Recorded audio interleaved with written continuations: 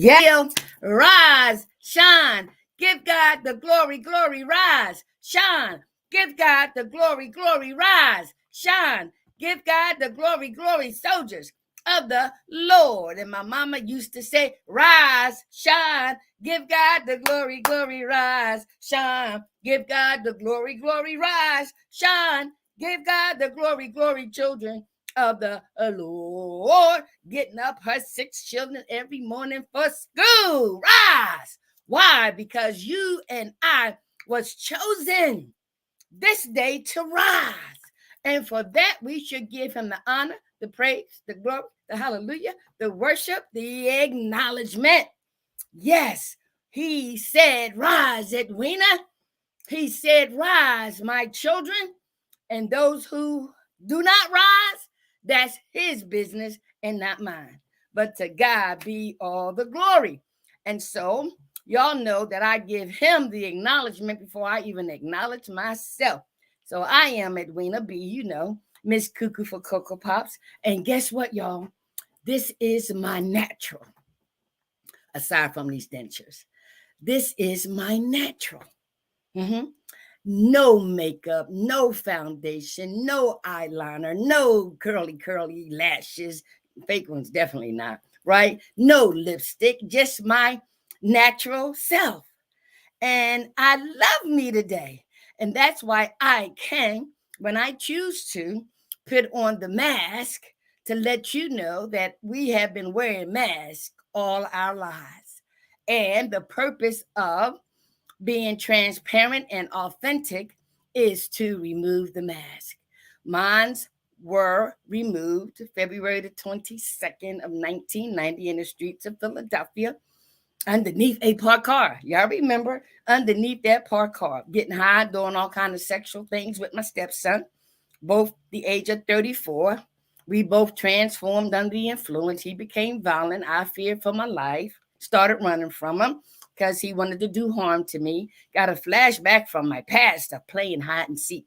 And where's the first place we usually go? Under bed. So when I saw the slew of cars, I said, if I just get underneath one of those parked cars, he can't get to me. There, the flashbacks continued. Co-captain of the cheerleader team, vice president of the class, ambitious of being a model and an actress, right? Phys ed teacher, voted 1-2 most likely to succeed. How at the age of 34, you underneath a parked car, girlfriend? What's wrong with you? Ooh, the self-loathing, the hatred, the remorse, the guilt, the shame, the embarrassment, the humiliation. Dogs and cats get underneath parked cars, not human beings. But that's where my 14-year addiction ended. That was my knee bowing experience. And I confess with my tongue, whoever they say you are, take me out this life now or show me a better way. All right, I got more of that story for you. But right now, I need to do something very special, y'all.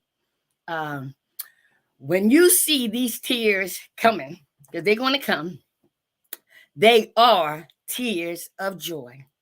Why? Because for the first 15 minutes or so, I'm going to dedicate this show to my second oldest sister, who God blessed me to help take care of before she transitioned.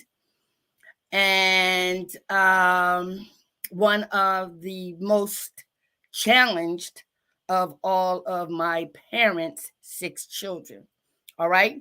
And so I'm going to take my time and dedicate this portion to my sister, Deborah Jean, AKA, got a couple dollars? Ween, you got a couple dollars? Eddie Boy, Henry, Ruby, Carol, you got a couple dollars? Got a couple dollars? Got a couple dollars? My God, my God, my God. I thank God that I have a better understanding because of a 12-step spiritual program that I've been a part of for 33 plus years. More recently, incorporating the 5 agreements by the Ruiz family and the transformational teachings by Dr. Sonja. I have a better understanding about a lot of things. But guess what? I am still teachable and will remain teachable because there is so much more to learn. And so My recovery prepared me for a lot of things. Number one, sitting here before you, right? And also to take care of 9 family members before they transitioned. Who, me? The prodigal child? Yes, I was chosen. And because I was chosen, I was able to be prepared to take care of all of them by putting my emotions on the shelf so I can help save or extend their lives just a few more minutes or a few more days. That's what recovery has taught me. Don't be led by your emotions when your life or someone's life is at stake because we make the wrong decisions based on our emotions. And so, Deborah Jean, this is for you. So, listen, she was, let me see, she was a Smokey Robinson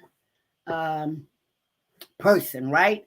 And so I'm going to play a couple of her songs here, right? And I'm just going to ask y'all to bear with me because I'm taking my time for my sister Deborah Jean. Okay. And so Deborah Jean, while I'm getting this ready, was the second oldest, right? She was the second oldest of my parents' 6 kids. And there's a story behind that. But right now, I just want to start off with one of her favorite songs, right? And let's see. All right. So you stop ding donging, whatever, and let me get these songs played. All right. So let me do YouTube. Y'all just bear with me. Okay. Y'all just bear with me because that's my Deborah Jean. All right. And as a result of her being the second oldest, my mom would share with us that she had some challenges um, uh, as a baby. She had some deformities in the form of 6 fingers, but they were really like nubs on the side. She had some hearing issues. She was a sickly baby, and a lot of attention was given to Deborah Jean, to my mother, because my dad was in the service, and my mother, with Ruby, my oldest child, her oldest child, and Deborah were living with, hold on, Smokey, Smokey Robinson, was living with my mom's adopted mother, who not was really adopted, but y'all could listen. Let me do this. Wait. Okay. I don't like this part. All right, so let me try this. All right. So she was living with her adopted mother, who was not adopted, but she was given to Ruby Lamar. And so by them living with my grandma, let's see. Wait a minute. Okay. Listen, y'all. I'm just going to take my time because this is for Deborah Jean. All right, so this thing is not trying to be nice to me, but it's okay. All right, let's see. All right, Smokey Robinson. Let's do here. Okay. All right. Come on. Okay. Cappy. Happy landing. Okay. Here it is, y'all. This is my sister's favorite song, right? All right. One of them anyway. Okay. Hopefully you will be able to hear it. Okay. Let's get ready to jam. Hey, Helen. I don't want no commercials. No. I don't want no commercials. So here we go.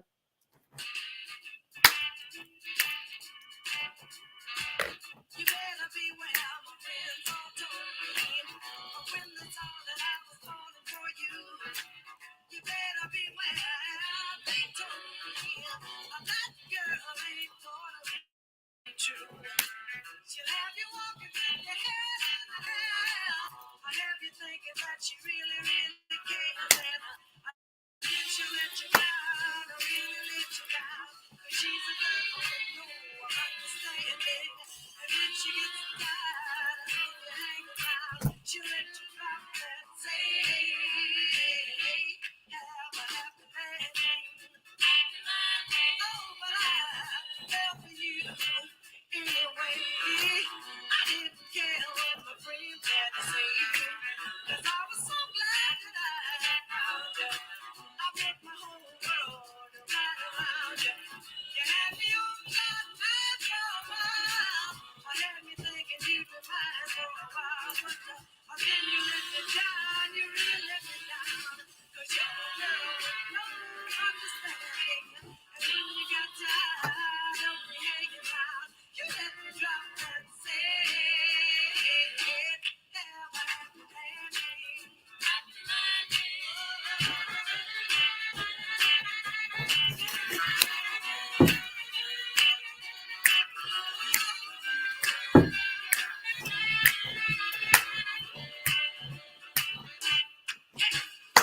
So now you want me to take you back. You stayed away such a long, long time. You broke all of the laws of love, and now you're coming back to see me cry. I keep you in suspense for a while. I keep you hanging on the fence for a while. And then I let you down, really let you down. I ain't gonna have no understanding. And when I get tired of you hanging around, I'll let you drop and say, you have a happy landing. Happy landing. Have a happy landing. I'm not gonna put you down. Don't want you hanging around. You know that you better. Woo! Have a happy landing. All right. So, as I was saying, woo, listen, I done got excited, y'all. Wait a minute. Wait a minute, man. Listen.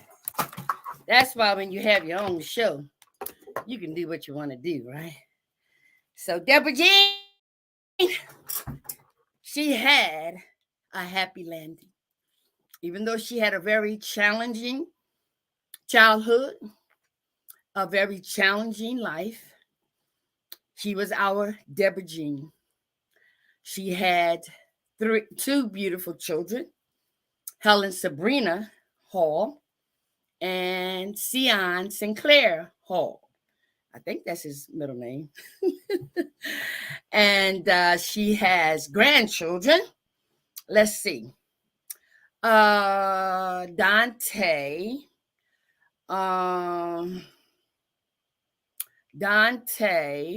Mackay, Virgil, Antoine. I think that was it. All right.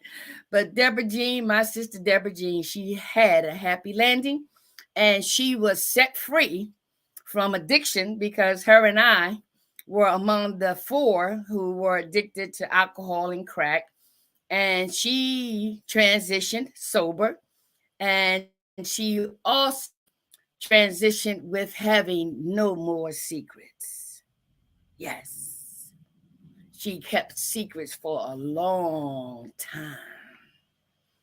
And when she couldn't take it anymore, thank God for programs that help people with mental illness and chemical dependency be set free.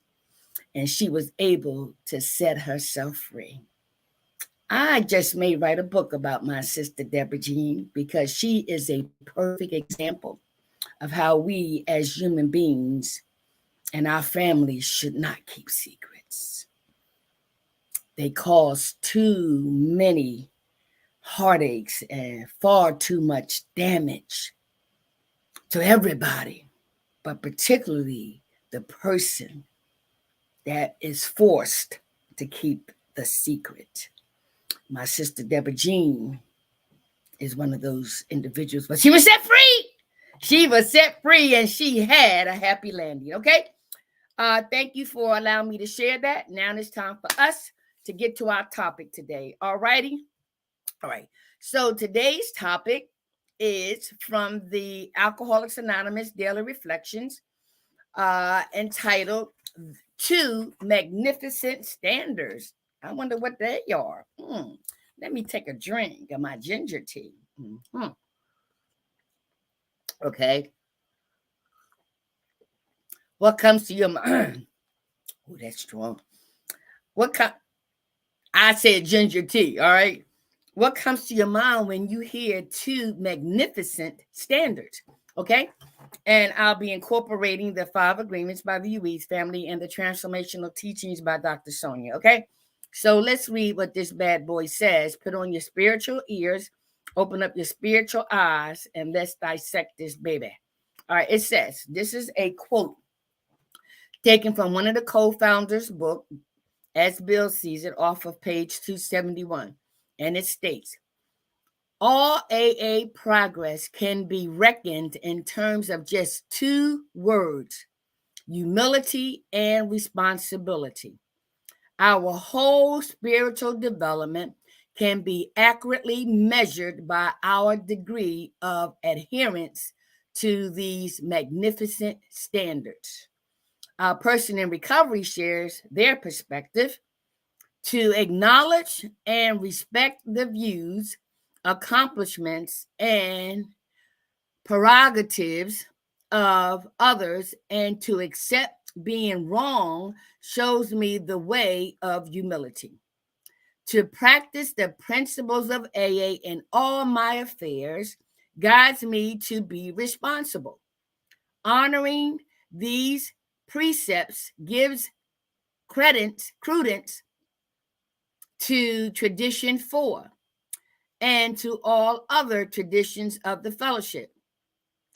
Alcoholics Anonymous has evolved a philosophy of life full of valid motivations, rich in highly relevant principles and ethical values, a view of life which can be extended beyond the confines of the alcoholic population.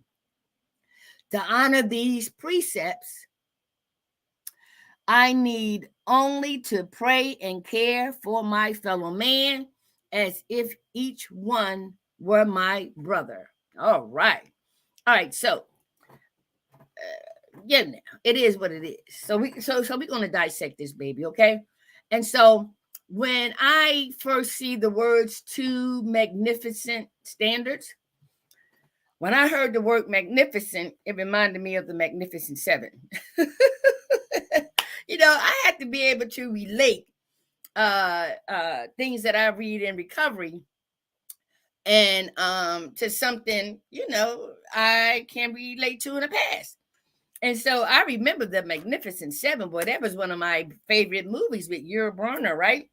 And so, magnificent. Okay, they had their issues in the beginning, and they were challenged, and they were this, and they was that towards each other and other people. But guess what? They united and were known as the Magnificent Seven. Okay, and they were operating together, even though they lost a couple.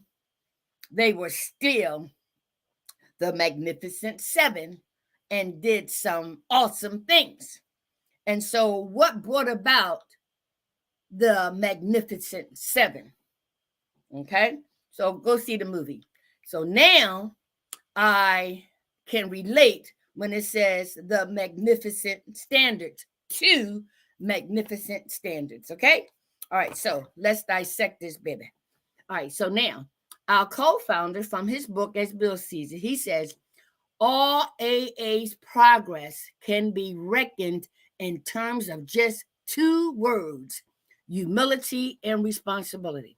See, y'all, that's why for me, they suggest, and I took their suggestion, to keep things simple. To keep it simple. When we try to sound sophisticated and add all these words and be philosophical and all this stuff, I'd be like, what? What's the point? Get to the point. And so AA, woo, that's why I love my 12 spiritual principles. AA says all, not some, all. You hear that? All, not some, not one, two, all AAs, right? It says all AAs progress can be reckoned in terms of just 2 words. All of AA progress, we have over I don't know, close to thousands and thousands of meetings all around the world. We are in about 129 countries. So you mean to tell me all of AA's progress can be reckoned with 2 words? That's some power. That's magnificent, right? Just 2 words. That means so much. But when we dissect each word, we will see the essence of simplicity. We will see how applying spiritual principles to all these earthly matters and the success of AA for darn nearly 9 years is based on 2 words, okay, which are, right, humility and responsibility. So in your opinion, why do you think humility preceded responsibility? I'll take a drink of my ginger tea on that. Why did you think humility preceded responsibility? Okay. To the point and being transparent and authentic, I was humiliated underneath that parked car. I felt humiliated along with a whole lot of other stuff. That humiliation brought about humility enough for me to say, I can't. After being raped, robbing dead bodies, stepping over dead bodies, trying to commit suicide. I committed murder. I had an abortion as a prostitute, right? How could God, who I was taught was a punishing God, possibly love me? So whatever happened to me, I deserved. So I thought. And so through that humiliating experience underneath the parked car, I cried out these words, whoever they say you are, take me out this life now or show me a better way. That was humility. I was done. When the student is ready, the teacher will appear. Our God, our Creator, knows when we are ready, when we have our need-bound experience. He knows it. Yes. And so I know what it means now to be humble, to have humility, because after He chose me to live, I had to do some things and be responsible. Okay. All right. And so let's go on. All right. So I want to be able to get through this because I know I dedicated some time for my sister. All right. So humility and responsibility. Our whole spiritual development can be accurately measured by our degree of adherence to these magnificent standards. Do you see how powerful that was? Huh? Do you see how powerful that was?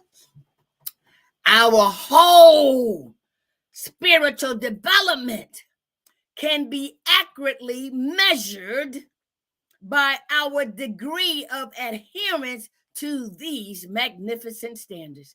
You know, those are some powerful statements.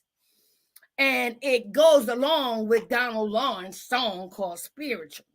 We are not natural beings having a spiritual experience. We are spiritual beings encased in walking this natural experience here on this journey called life on earth. Yes. So when we apply after we have learned, dissect, evaluated, assessed, right, conducted surgery on and practiced 12 spiritual principles to all these earthly matters, We know how important humility is and what it means to be responsible. I had a impromptu meeting with Marcella J yesterday, and what we had in line to discuss, the Holy Spirit said, "Nah, that's okay. I got something for both of y'all," right?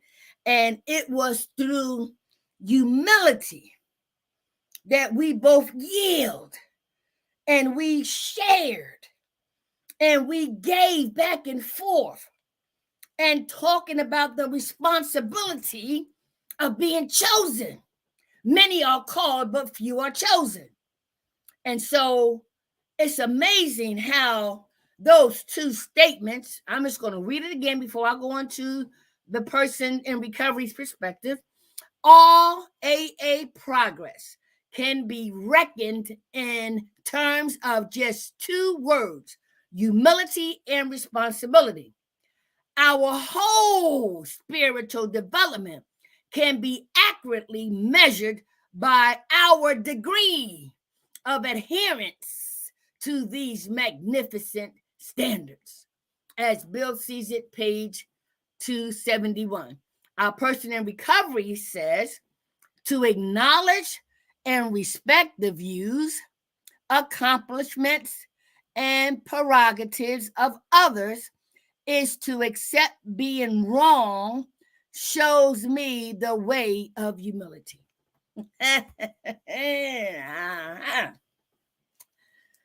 Miss Righteousness, Mr. Righteousness. Have you ever been wrong? Or you heard me. Have you ever been wrong? Mm-hmm. And when you acknowledge that you were wrong, what were some of the excuses you gave by being wrong? I got mine. You got yours. What were some of the excuses when you realized you was wrong? So rather than just say I was wrong, we bring about excuses, right? To justify or rationalize whatever. So it's a mask, right? And so through this process of recovery, we learn that we don't know everything. And someone challenged me one day, when you think you know it all, this and that, and da. They call you the Miss Junior Therapist, da. They said to me, when if you was missing one part of the information, one part of the puzzle, is there a possibility you could be wrong? You heard me. If you was missing one part of the information, one piece of the puzzle, is there a possibility you could be wrong? Yes. Real simple. Yes. Okay. And so let's dissect this again. It says here, right? To acknowledge and respect the views, accomplishments, and prerogatives of others, and to accept being wrong shows me the way of humility. You're doggone right. He goes on to say, to practice the principles of AA in all my affairs guides me to be responsible. So there are some powerful words being all, accurately, measured, adherence to, right? Powerful words. Our entire fellowship is based on humility, then responsibility. And what you going to do about it? What's the next right thing to do about it? Oh, no. What's the next right spiritual thing to do? Yes. And so I love the fact that we are many and varied, and to give respect to others like we want to be respected, but each of us need to work together to find out the whole story. And then based on the Ruiz family, the story might be all lies. That's what the 4-step inventory helps us to go back and find out where those attitudes, ideas, and behaviors, belief systems were first formulated, to unlearn all those lies that got us to the point of where we were or are in our life. For me, underneath that parked car, What is the truth? Not your truth, his truth, her truth. What is the truth? I'm humble enough to want to know the truth. Therefore, once I know the truth, then I want to be held responsible and given some spiritual directions and guidance and wisdom and knowledge to achieve that spiritual awakening, experience transformation, to obtain that psychic change. Okay, oh, 7 o'clock, I gotta go. All right. So then they said, right? All right, I just mentioned the step 4. Honoring these precepts gives credence, I'm going to say, to tradition 4, which I just talked about, and to all other traditions of the fellowship.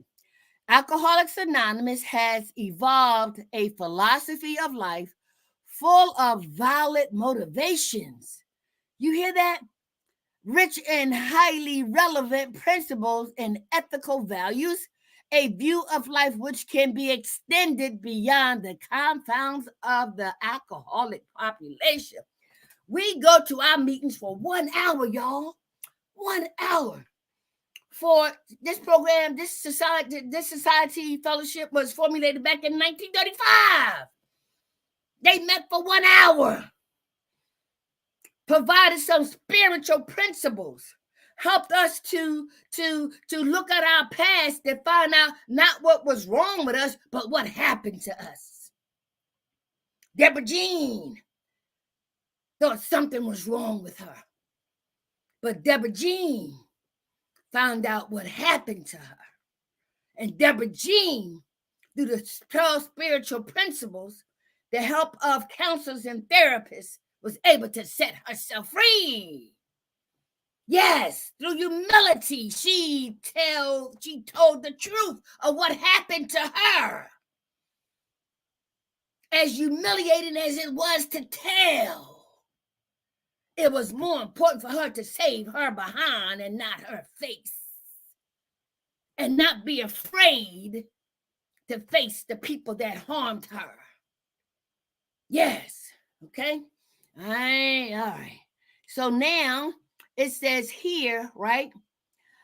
To honor these precepts, I need only to pray and care for my fellow man as if each one were my brother.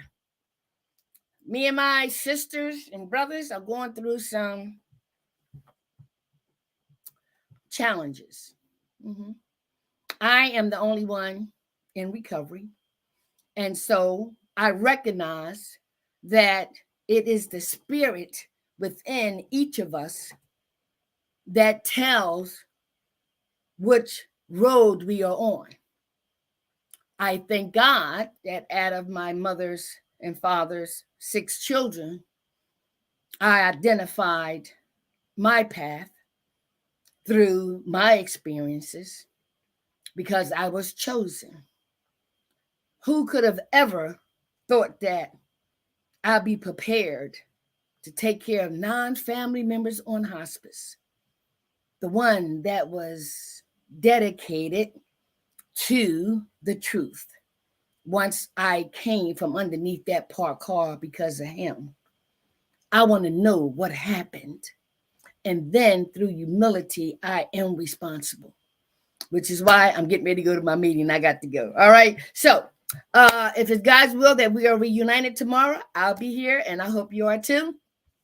But in the meantime, happy birthday to you. Happy birthday to you. Happy birthday, Deborah Jean. Happy birthday, Deborah Jean. Happy birthday. Woo! I love you. To God be the glory.